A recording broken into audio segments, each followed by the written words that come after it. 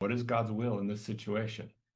But we have gone over the will of God a lot lately, an important topic and something to be continually reminded of, because oftentimes we, especially when we're doing our daily lives, we kind of forget about the will of God. What is the will of God? If we're doing the will of God, we are going to feel at ease when Christ comes. It's not going to be an issue. We're not going to change what we're doing because we're doing the will of God. Yes, things around us will change, but what is our focus still going to be? What is God's will in this situation? That's going to be my focus. So that's not going to change. So we can practice that now and do that now. And we should. Now, in the context here in James, he's talking about how you conduct business, where you live, the things that you do. He says, come now, you who say today or tomorrow we will go to such and such a city, spend a year there, buy and sell and make profit, whereas you do not know what will happen tomorrow or what your life is, because our life is just but a vapor.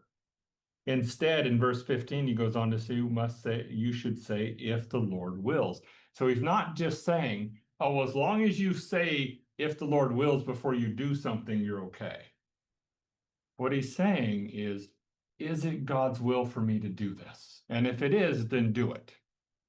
Now, remember, we were also talking about that. Once I have evaluated a situation, I know it's within God's will for me to do that. So it might be, I want to open a business at this particular city. And there's nothing there that violates God's will. I'm able to fellowship with saints. I'm able to do the things that relate to who I am in the body of Christ.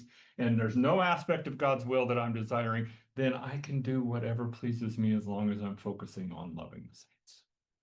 What is the best for the saints? So you're not being restricted to, well, you have to do this particular job, or you have to do that job, or you have to take a job that doesn't pay very well. As long as you're within the will of God, you have freedom to be able to live out the righteousness that you have. And this is what he's talking about, focusing on the will of God first and foremost.